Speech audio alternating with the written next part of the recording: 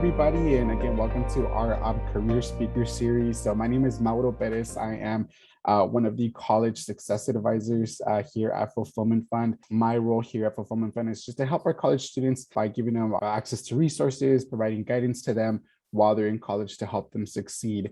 And so today I have Ryan McSwain with me, who works with a really awesome company called Elephant. So some of you may or may not have heard of Elephant before, but what I'll go ahead and do is I'll let Ryan introduce himself. Ryan, maybe you can tell us a little bit about what Elephant is, and then what your role is at Elephant. Sure. Well, thanks for having me. It's nice to be able to join you all and be able to share a little bit about what I do.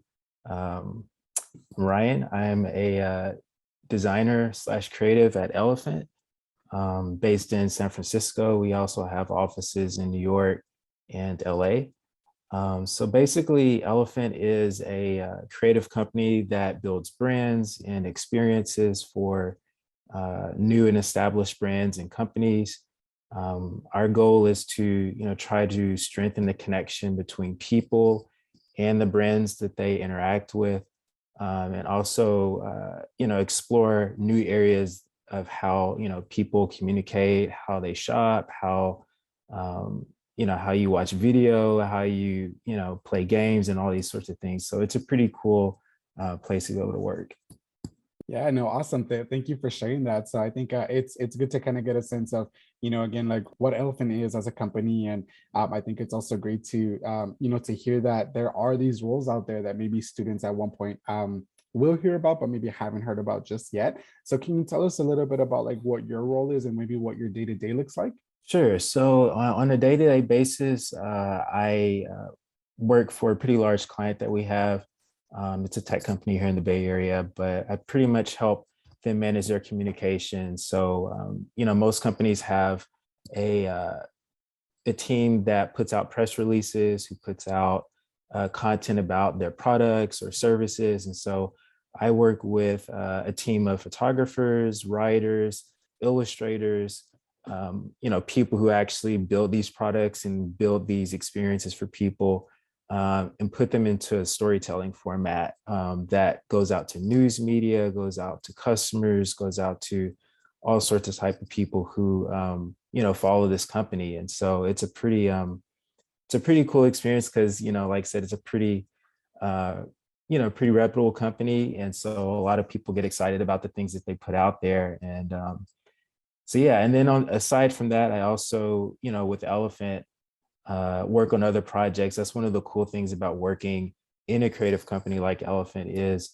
you might have a project that you work on, 80% of the time, but the other 20% of the time you get to work on other cool things. And so I might share a little bit of that here, depending on how much time we have, but that's kind of what I do on a day-to-day.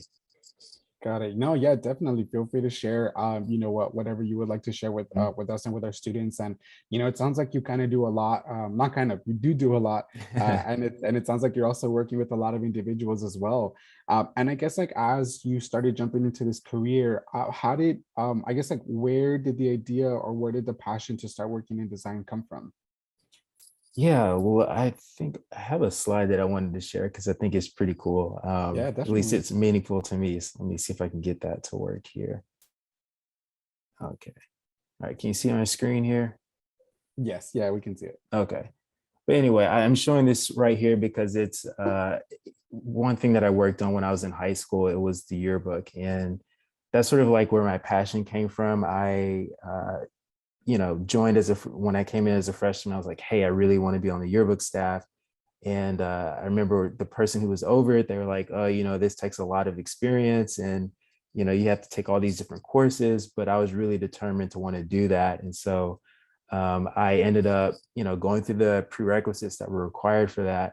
And then, this was my senior year. So I was on the staff for, I think, 2 years, my junior year and my senior year. And so the senior year, I had an incredible opportunity to be able to actually, work on designing the book. And so I would say that's where like my interest sort of came from in graphic design, is being able to put together an entire book for people to, just cataloging everything that happened at school that year. And then later on, I was on the yearbook in college. And then I think just sort of following that passion sort of led me to being able to, build a career off of that. So. Got it. No, yeah, that's really awesome, and I think a lot of students here probably kind of can relate to that. Maybe working Mhm. as part of like the um, like maybe working on taking pictures for their school, or like publishing like little articles like on on the school paper, and I think it's really great to hear that somebody took that passion and they ran with it, right? And Yeah. I know you mentioned that you kind of mentioned college a little bit. So what was I guess your college experience like? What was your major, and I guess what's some of the work that you did while you were in college? Yeah, so I was pretty adamant about wanting to be an architect.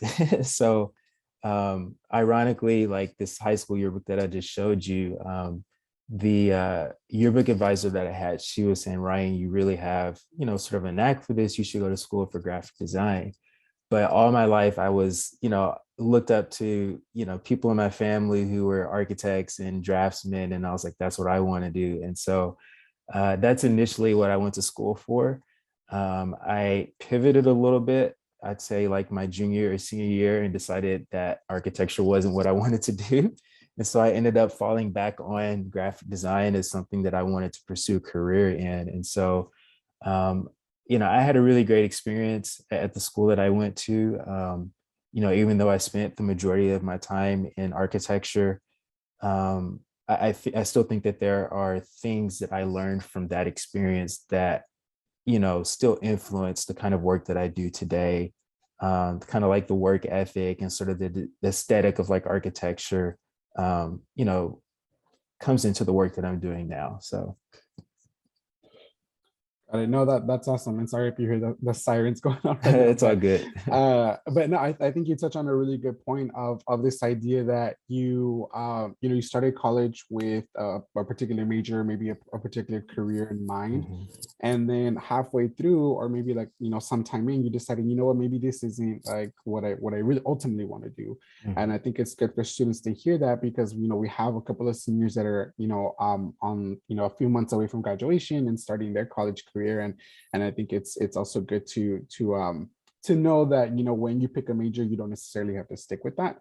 And if there's something that you can like you said, fall back on, or maybe like enjoy, that you want to kind of try, then I think that's great. Right. um so I guess like as you kind of started developing your experience, and you're jumping into your career, as you were jumping into your career, do you feel like you experienced any challenges, or maybe any moments where you're Mhm. like, dang, like, is this really what I want to do? And how did you kind of I guess combat that? That's a great question because right after I finished college, so like I said, I had gone in for architecture and sort of pivoted to graphic design. And so that was probably 2/3 of my way into finishing my college career. And when I graduated, to be honest, I didn't really, have enough experience to, go directly into like a graphic design job. Not to mention, I was in another part of the country that was the opportunities were less there. And so I had to really sort of, I think what I did is I just took on projects, from people that I knew. Like, for instance, there was a friend of mine that said, hey, can we get a logo for this family business that we're starting? And I designed a logo for them. The local church that I went to, they're like, we need flyers, we need stuff for this event that we're having. Can you, make those? And so I think it was just picking up projects, just here and there, doing things on my own to sort of keep that creative bug going, to keep myself engaged with, the community, and to keep myself interested in design, and then eventually reapplying to. So I went to grad school. I know that might be a little bit far off for some people here, but I mean, I went to grad school because I was like, okay, I don't have a formal education in graphic design, so I want to, make sure I hone my skills there. And so I ended up doing that, moved out to the Bay Area, and that opened up a whole lot more opportunities for me. So I think the key thing there is, don't get discouraged if things don't happen as quickly or as you had planned for them to happen. I think the important thing is to just be persistent, be, just be consistent with what you're doing. Don't stop doing, making art or making design work or being engaged with the community, continue to do those things. And eventually something will come through. And, as long as you're the kind of person that, and I can talk, I think there was another, we can talk about this a little bit more later, but as long as you keep a very positive attitude, as long as you're friendly with everyone, that's going to open up more doors for you to work on different projects. So Yeah, no, I think that's really great that you say that about not getting discouraged, like keep pushing through. And that kind of, it's interesting because there's a question that was in the chat that I was kind of starting to think about, because this idea of maybe getting a little bit discouraged. And going back to what you were saying about how a family member just said like, hey, like can you create a brand or logo for us? I can imagine that, kind of that being your first project, or that being a yeah. project in general, kind of comes at like, whoa, like, I'm having to design something and develop something. So, the Mhm. question in the chat was like, where do you get your inspiration, or, to kind of take that a step further, like what happens when like you kind of maybe kind of hit a wall, right? And you're like, I don't know which way to go from here. How do you go about that? Yeah, it's something that I think every creative deals with. No matter how much experience you have, you're always going to hit sort of like this creative block. And people do deal with it in different ways. There's some people who will say, like, just push through it, just keep, doing what you're doing, and eventually it'll go away. There's another camp of people who will say, like, just step away from it for a minute and come back to it. I'll say practically, like, for me, stepping away usually helps, like if it's just going out for a walk, or I've noticed that some of my best ideas come at those strangest moments. And I think other people can attest to this. Like if I'm taking a shower, I'll get this like random idea for a project. And I'm like, gosh, I wish I had paper and pencil, like write this down right now. Um, but I think a lot of it just comes from always being observant of, like, things that you're interested in. Like, I do photography on the side. That's not what I do on a daily basis, but I think just the experience of walking around my neighborhood and taking pictures of stuff that I like, which happens to be like old cars and houses and stuff, old signs that have like this really cool typography and whatnot. Like those subtle little things may not seem like much in the moment, but if you, like, everybody has smartphones these days, you keep like a camera roll, you go back and look through all these things that you took pictures of, and you're like, oh, that's really cool, like I didn't see this in the moment. So I think it's just a matter of being very, not like trying to think about it, but just being observant of like your surroundings. Like, go on bike rides, go on walks and stuff, talk to people. You never know, like, who you might come across or which you might see that will stimulate an idea. So Yeah, no, that's really great to hear, and I think that's really cool how it sounds like you kind of take inspiration from your surroundings, right? And it mhm, can happen at any moment, right? yeah. On a bike ride, maybe on a car ride to work, or whatnot. So I think it's also good for students to kind of start maybe taking that into consideration, as maybe they're walking home, or maybe they're going to visit a family member or something. So Yeah. I guess as we're talking about like your inspiration and kind of the work that you do, what would you say is like a skill, or yeah, I guess like a skill that maybe somebody that wants to go into this role should have, or maybe should start developing early on? I'm going to share this slide too, right, real quick, because I think I'm a very visual person, and I know there's probably a lot of other visual people in here as well. So I just want to be able to, give you something if you want to screenshot it. But I would say anything that you do, just start at home. Like, I think there's the impression that you have to go somewhere, or you have to, travel to be able to do like really cool things. Just start at home. Like, if it's just drawing or sketching, like I said, I do film photography as a hobby, taking pictures, making videos, and then as you're doing these things, you're learning how to use different tools. So like if it's an app that you download on your phone, or if it's like Adobe software that you download on your computer, you don't have to be good at these things. You just have to build up sort of some sort of proficiency to where you can do what you're trying to accomplish. um, and then I would say the next thing would be to create some sort of digital identity, which I think most people probably have nowadays, some sort of presence on social media, like Instagram or YouTube or LinkedIn. Put your work out there. If you're already on these platforms, make sure that you also have an account that you can share your work to, that, is not just pictures of you doing like selfies like with your pets and stuff. That's totally fine. But it's good to have a place that people can go to and see like who you are in terms of like the kind of work that you make.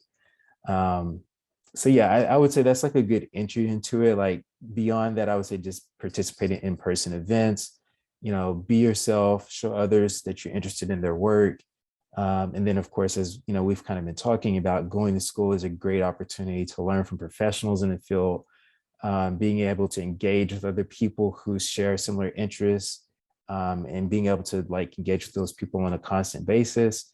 And then also that just builds like lasting relationships that you don't really get other places, because when you're in school, you're with the same people in the same space for a certain amount of time. So Yeah, no, that's really great. And kind of on this idea of or talking about this idea of skills, I kind of want to jump into like those interpersonal skills as well, because I know that some students might think like, oh, like maybe an individual that's in graphic design is handed a project, they work on that project on their own, and then they turn in their work. But kind of going back to the start of our conversation, it sounds like you talk with a lot of folks, right? And you're constantly talking to, I'm guessing, to make sure that the product that you're coming up with, or the brand or the logo, is exactly what they want.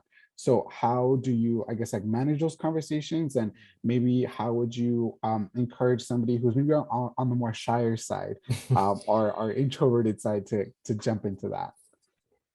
Yeah, I mean, I can attest to both of those. I have always, growing up, I was like speak up. That was my parents always telling me that, or what'd you say, or like be more engaging or something like that. It's tough, but I mean, I think it becomes easier when you really enjoy what you're doing. Like if you position yourself in a place where you're doing work that you really love and you're really proud of the stuff that you're doing, you're going to sort of inherently speak up about it because you're really excited about it. It also helps to understand that you're not the only one sometimes in a space that may feel very shy or introverted about, contributing or sharing like your ideas. There are others in the room who probably feel the exact same way.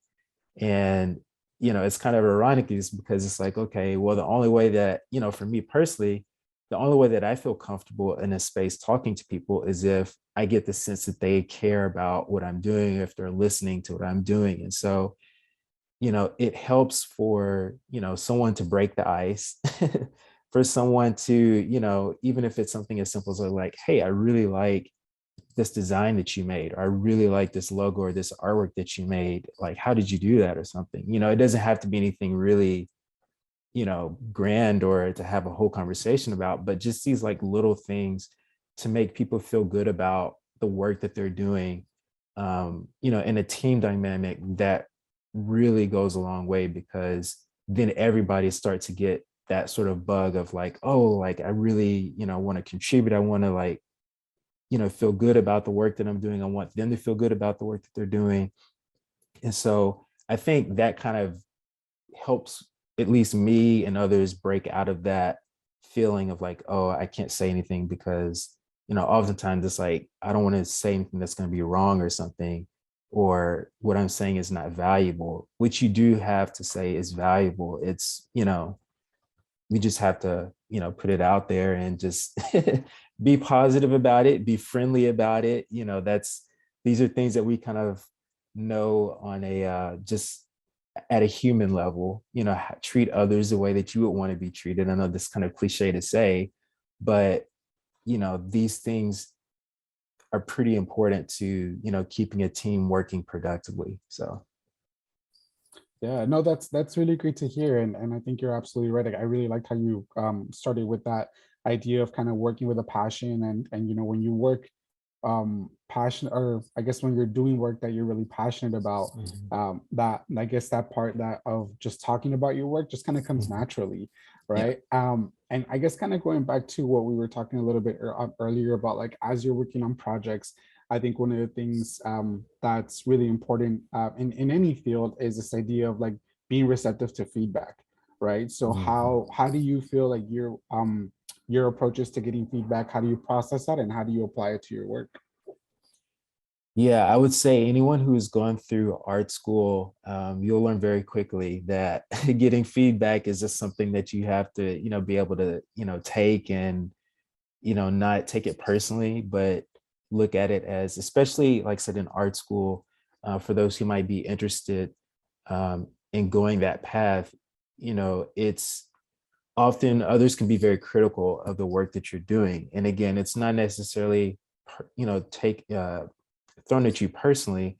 It's just, other people may see something in your work that excites them, may see something that you may not see potentially. And so, they're offering you ideas. And so the way that I've tried to look at it, and it's something that I've, honestly had to learn, because I think coming out of school, I had the mentality is like, oh, I made it through school, I graduated, therefore I know what I'm doing. I don't need anyone to tell me what, I know, like I had this way I like to design. um, I had to sort of break out of that and understand, like, hey, in art and design, it's not necessarily right or wrong. It's a lot of ambiguity, it's a lot of subjectivity. And so, when someone offers you some feedback, such as like, if my boss were to come to me and say, hey, Ryan, can we do this, differently? Um, I usually try to think about like, okay, where are they coming from? Like, what is it that I'm potentially missing here? And then just make the change. And oftentimes, after I've, gone back and looked at it, it's like, oh, I didn't even think of it that way. But you know, this other way that I missed makes a lot of sense. And so I think it's just always trying to keep an open mind and not being so quick to dismiss what other people might have to bring to the table, because like I said, we all come from different backgrounds and experiences. We see things certain ways. And so I think all a part of the creative process is taking a bunch of feedback and then putting it together in a way that you think makes sense. And that's essentially how we work on a daily basis. Yeah, I really like that perspective that you brought in, or this idea of, when you're receiving feedback, and maybe from somebody who really just kind of wants to push your work, right, and help you kind of elevate it to, to a whole new level. And I bring up that question because, it can be a little discouraging sometimes, right, to kind of Yeah. hear like, oh, well, can you try working on this again, or can you try doing this, when you maybe thought like, oh, I thought I did something that's, was really well, and you were really proud of it. But, Mhm. going back to the whole idea of working with passion and working with the heart, like, that's what it's about, right? It's about chasing those Right. opportunities to help you, elevate your experiences, right? So Yeah. yeah, well, thank you for sharing that. And so we're coming on to the last couple minutes, and so I guess the last question Mhm. that I have for you is, what's some advice that you would give students now to help them, maybe not necessarily go, or just in general, like, to help them Mhm. pursue their career?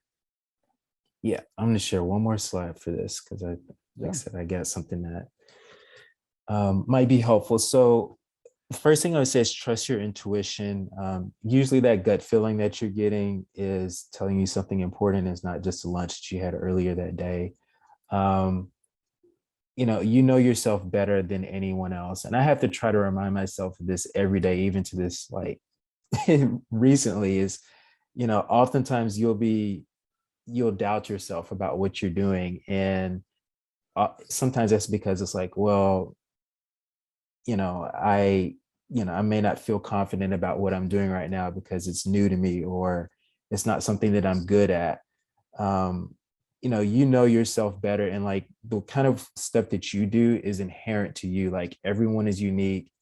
I mean, you're unique, and what you do, no one else can do. And so that's what I mean by, like, yourself better than anyone else. No one can tell you like, oh, you can do this better. I mean, sometimes they can if they see something that you don't see, but oftentimes these kind of things come from within. And so you have to sort of that self-awareness and that intuition, that gut feeling, always sort of pay attention to those type of things.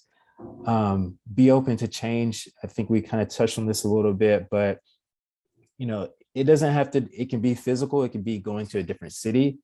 It could also be just something that you practice with your family or your friends or people that you go to school with or work with, just listening to different ideas and perspectives. Because as we were just saying a few moments ago, oftentimes people, they're not saying things to hurt you personally. Sometimes that's the case, unfortunately, but in most professional settings, it's usually because people come from different backgrounds and experiences. So oftentimes it's beneficial to listen to those ideas and perspectives. And then just step out your comfort zone. This is something that I've had to practice myself. It's not always easy to see things through 100% at the very beginning. But part of the way that you grow is to step outside your comfort zone and to try different things. And you'd be surprised at how adaptive you are to these obstacles and things that you have to learn. That's part of the creative process. And then be friendly and have a positive attitude. I mean, positivity, I can't stress this enough, makes a huge difference in every situation. You can have the most talented people in the room and you can't get anything done because they can't talk to each other, because there's a lot of negativity.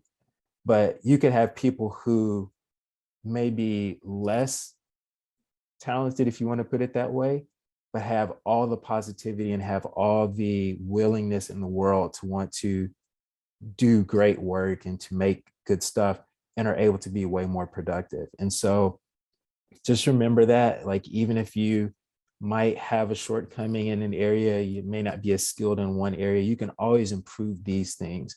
But having a positive attitude is very key to communicating, with other people, and, having, that passion and excitement. Don't be afraid of sharing that with people, because that becomes infectious. When you're excited about something, then other people, chances are they're going to get excited about it.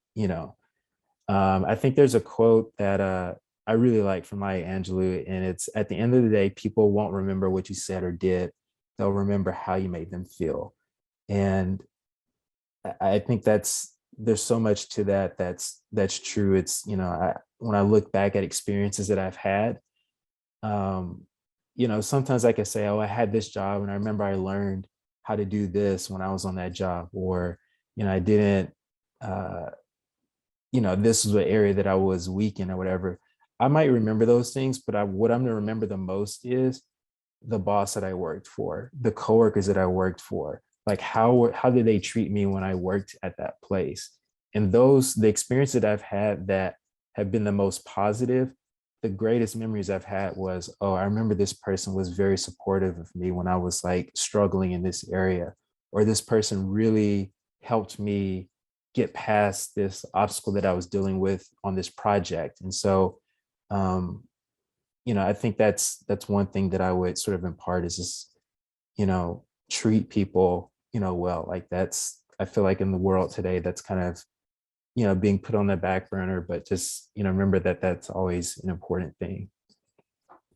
Yeah, no, thank you for that, and I really appreciate you sharing that, and I hope a lot of students were able to take away a lot from it as Mhm. well. So, well, I mean, again, Ryan, thank you so much for taking Mhm. a couple minutes out of your day to share your experiences and your wisdom with us, because we really appreciate the support. And thank you so much for joining us again. Big thank you to Ryan, and yeah, if you all can just join me in thanking Ryan, that we would really appreciate it. Thank you for having me. It was a pleasure to be with y'all.